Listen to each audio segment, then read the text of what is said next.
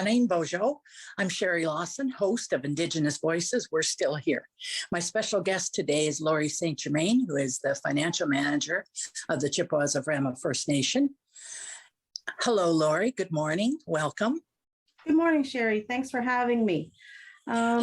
First thing I'm going to ask you to do is introduce yourself in whichever way you think is proper, knowing that there will be people who'll be watching this from all over the place. Some will be members and some will have never tuned into this station before. So go ahead. Well, okay. Awning everyone, and awning Sherry, thanks for having me. As mentioned, my name is Laurie. I've lived in Rama all my life. I am now a grandparent, which I'm very proud of. Lived and born here. I'm in the finance field. Have been here for celebrating my 27th year in January. So that's a long time. Going to look forward to going part-time for retirement. I have 2 children. Between me and my spouse, we have 12 grandchildren, 10 boys and 2 girls. So we're quite busy as of now. They're 6 and under. So Wow. heaven forbid what happens when they're teenagers. Yeah, I think probably now might be worse than teenagers. That's why your hair kind of stands on end sometimes when I see when you're off, because there's little kids tagging after you. That is a lot of little people. Yeah, well, I got 4 living next door, so which is nice, and yeah, so 2 more down the road. So the rest are in Hamilton and Waterloo. Wow, that's great.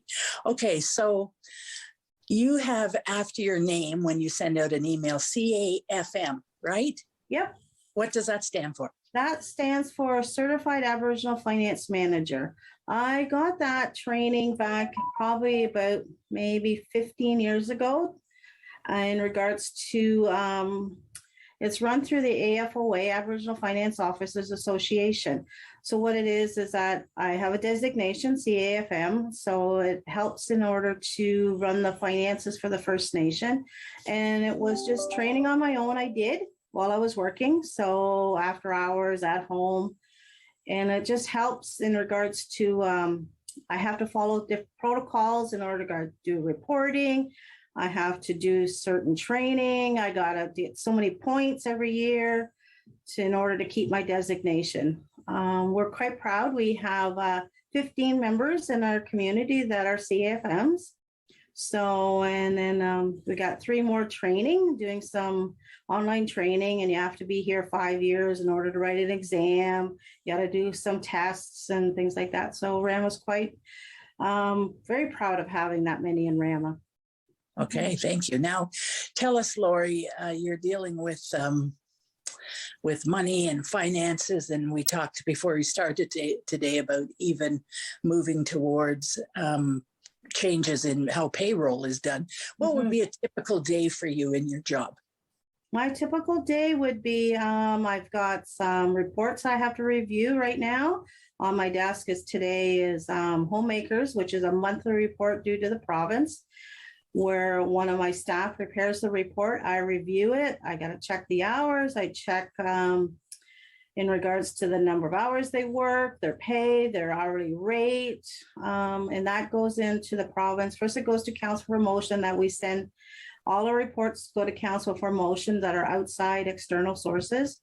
So that motion gets done, they look at it, they approve it, then it gets sent to the government, and then they send back our money. We do the expenses first, then they reimburse us.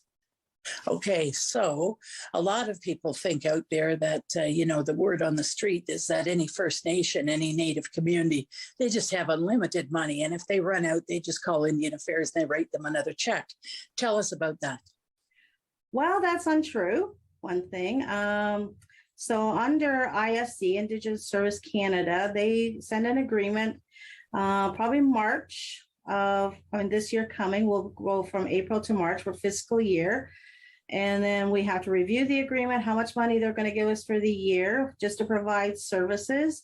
And it's a minimal amount. And then what they call block services. So we get the agreement. This is what they're going to supply in government, lands, membership, daycare, income assistance, economic development, housing, and repairs and maintenance for the community. So the council reviews the agreement, we sign it, they start sending the money. Every quarterly, we get money to run the First Nation.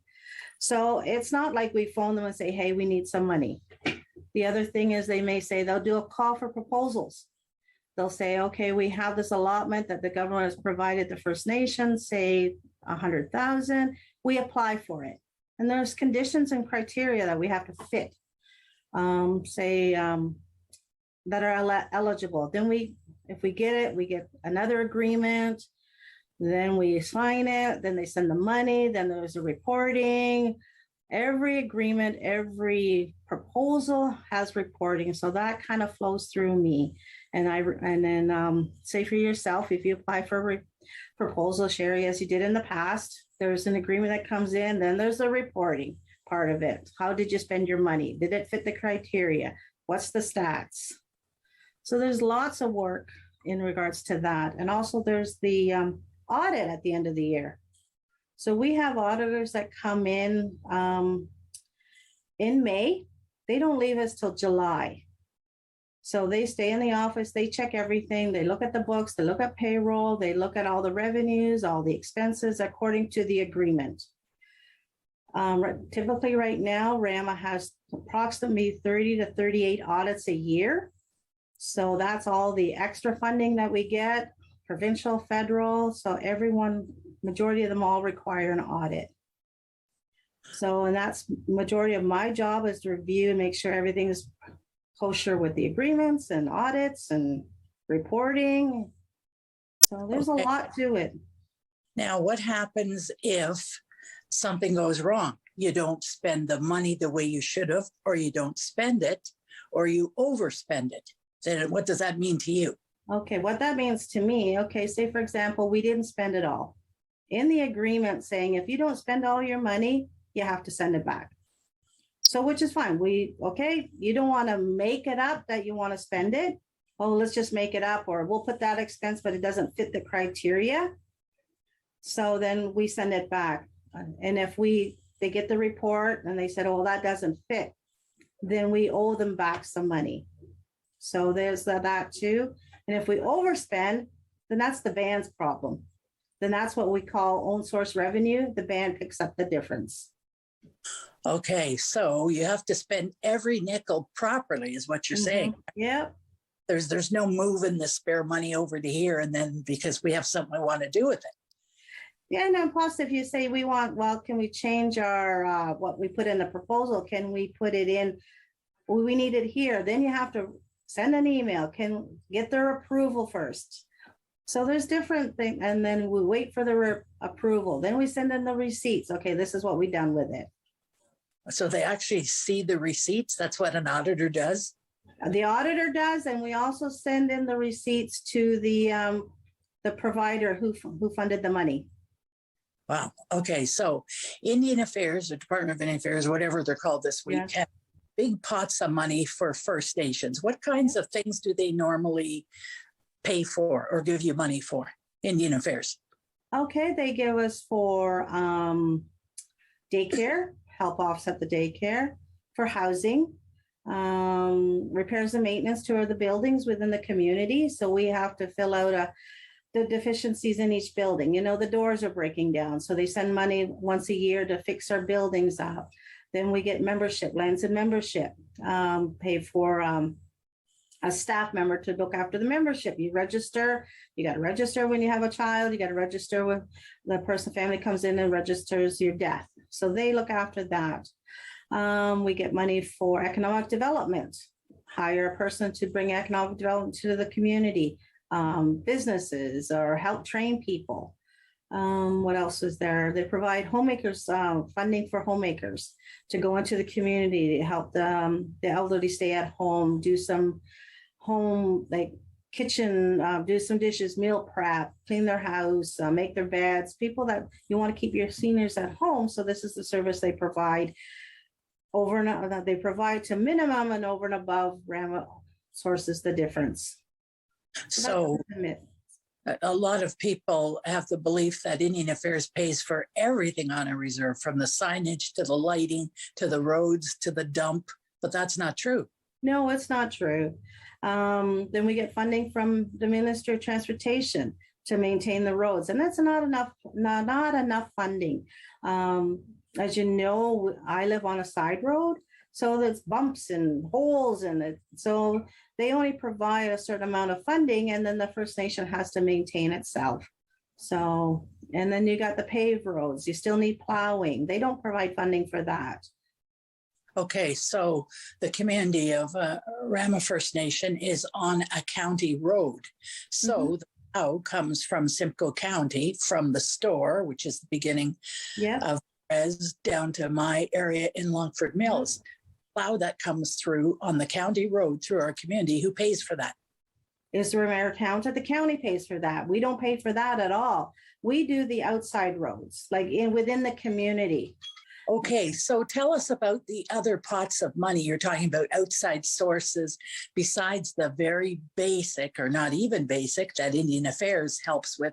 How many other types of checks do you get from other groups and other levels of government? Again, for under federal, you got Health Canada. Health Canada provides money to the First Nation, again with an agreement, again with all their eligible stuff, again with the reporting.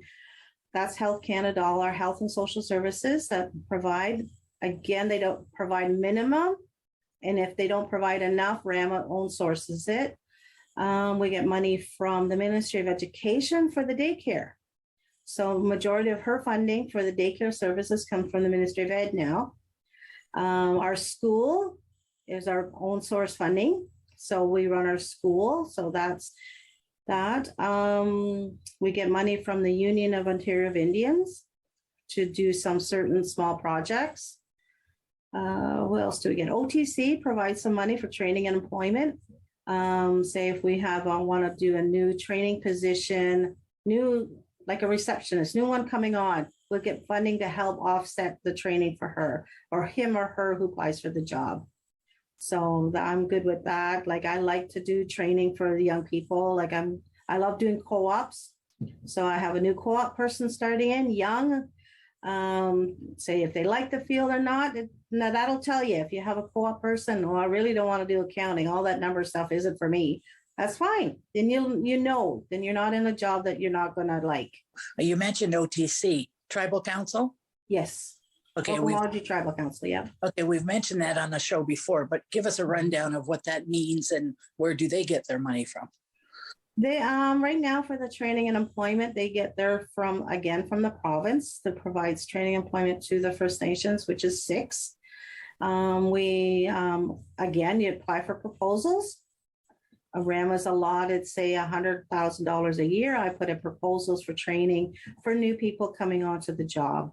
For myself, if I say, like, not for myself, I guess, for a young one who wants to upgrade their education, take some more education, they'll pay for that. Somebody wants to get their designation, they'll pay for that, because you're increasing your level and yourself in order to move up in the organization. Okay. Now, you've had a lot of contact over the years with our Tribal Council office currently in the community. Tell us about that connection with you. I sit on the employment training board. I've been the chair for the last, say, 15 years of that, just that employment and training board. So, it's a good relationship we have with them, with the other 6 First Nations. So, and then I think it's a great relationship. We don't get a lot of their services that they supply because Rama is self-sufficient in a lot of areas. But with OTC, they provide financial services, helping with water and sewer. What else do they do? Some health services they may have, depending on their funding also. They also have to get their own funding from the feds to run their tribal council. Okay, thank you. Now, when you drive through our community, I think it still says on the sign, a proud, progressive community. We're known throughout Indian country as being way ahead of the curve of a lot of other places that are really poor. They don't have any jobs. The road isn't paved. They can't drink their water. Tell us a little bit about the background, maybe, Laurie, as to why we're in this position, whereas other ones aren't. Well, me personally, being in the finance, because finance is the heart of any community or any business. So you got to have good financial management behind each of your First Nations. If you have that, you have your policies and procedures in place. If this is what you follow, this is what we have to. We're government, we have all these government reportings to do. It's that background you need to have in order to keep, like people say, oh, we got to go to finance again. Like, okay, well, you want your money, you got to report it properly. We got to be transparent. And you can't say, oh yeah, well, you got it. What'd you do with it? Well, I don't know. Well, I need a receipt. Okay. So, All right. And I understand as well that over time, a lot of the far northern reserves who don't have maybe people well trained as we do get in trouble financially. And I've even heard about Indian Affairs coming in and shutting them down and taking over their finances because they weren't doing what they're supposed to. What do you know about that type of thing? Again, I know a bit about it. It's a lot of it, I think, is rumors, but again, that's called third-party management, where the First Nation doesn't have the capacity to oversee their finances. And that's so important. And a lot of First Nations think they just put that aside, but that's the most important thing. And then you don't get into third-party management where INAC or ISC, Indigenous Service Canada, comes in and runs your finances. And don't think that they don't do it for nothing either. Okay, so yeah. If it actually happens, would physical people come in sent by the Department of Indian Affairs to look at finance to do what you do? Yeah. Well, either that or they'll hire somebody, a consultant, to come in to just to get them up and running. Say they spent money elsewhere where they were supposed to spend it. And then that's the problem, is to get them back on track. But it does happen. And it does take a while to get them back on track again. So okay. I think it's more the capacity of what's in the First Nation and what they can offer. Right. A lot of those places you're talking fly in, they haven't had people gone off to college. They've never had anybody do this type of work before. They don't have a marina. They don't have any infrastructure. And now I wanted to back up a bit to talk about you for a minute. Lori, I understand a few years ago you won a special award for your volunteerism. Tell us about that. Yes, I won the Queen's Jubilee Award. That was quite an honor I got. I do a lot of volunteering in the community. For example, yesterday, we had distribution of turkeys throughout the community. So I went there, did that for a couple hours. I volunteer for the powwow for 2 days when it's on. We run the gate, and now got the whole finance team that volunteer for the 2 days. So that's great help. Volunteer with the youth, Little HL I used to. I volunteer at the seniors when they need things done. It was quite an honor when I got that. That's all I can say. I don't have it posted yet. I had my walls painted, so that's the first thing that's going up. Okay, yeah. Having the Queen's Jubilee Medal for volunteerism is a pretty big deal. I expect that you're going to be involved with other things as well as those many grandchildren grow up too. They'll be playing hockey and doing all kinds of different things. Oh yes, I'm off to Little HL in March again. I haven't been for the last, say, 20 years. I said when Jeremy was probably 14. So now I'm going to see my grandson play. Yes. And when I think about that volunteerism, I go back to my days when I worked in culture and we oversaw the powwow and that department. Yep. And at the gate, we were dealing with a lot of cash from people. There was no banking machine there. Nope. So they cut $15 for the weekend. We had Joe Blow dealing with bags of $5 bills here. And so I was glad when a financial person came along and said, hey, let me look after that cash at the gate. And as well, too, after that weekend's over, there's some reporting that needs to go with that money, right? Yeah. So, and it's still the challenge. This year was a little challenging for me in regards to I got bit by a bee, and then I went into anaphylactic shock right in front of the gate. So I'm laying in the middle of the driveway and ambulance and fire around me. People are still walking in to get paid, pay to get in, and I'm laying there. And the first thing I woke up in the ambulance, I said, "Where's my bag? The money's in the bag." Yeah, I'll never forget that. Yeah, you're very serious about that money. And it's a good thing we have people like you too. Yeah. Now, a lot of people are driving through the community and saying, look at that beautiful new social services and health building. Yeah. You don't have one of those in Christian Island or in Attawampa. How would something as big, expensive, and important happen as a giant building like that in the community? How does financially that occur? Well, financially is that Rama had to get a loan. So we have a great relationship with our bank. So in regards to getting a loan to build the facility, which was did cost a lot of dollars, and then the bottom, and then they what's the rent for the building? So that's why you see the small stores opening in the bottom. You collect the rent. It's not going to be paid over 5 years. It's going over 20 years. So the loan will be paid off in 20 years. Oh, okay. So that's a lot of our buildings have gone up that way. A lot of our businesses started that way. We take loans out, and then Rama's has a good relationship with doing that. So the First Nation actually goes to the bank and asks for a loan like anybody else does to build a building. Anybody else. Yep. Okay, so there's a lot of rules that go along with that. You got to make sure you got the money, you've got the to pull it off. You're going to make sure you make your payments. Oh, that's a lot of balls in the air you're juggling there, Lori. That's right. Yeah. Okay. Well, I don't do that part. That's our CFO's job. He just tells us how much the money is a month we have to pay. Okay. So that's because a lot of people think, well, Rama got that new building because they have a casino. So that has nothing to do with it, right? Nothing to do with the casino at all. So it just so happens that it's in our backyard. So.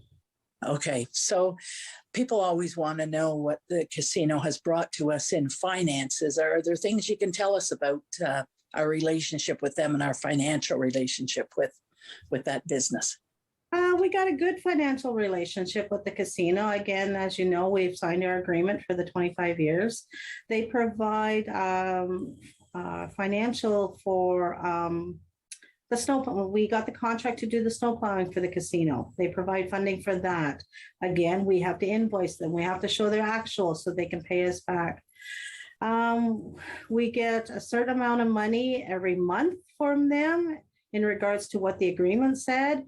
Again, that just offsets, as we call own source revenues.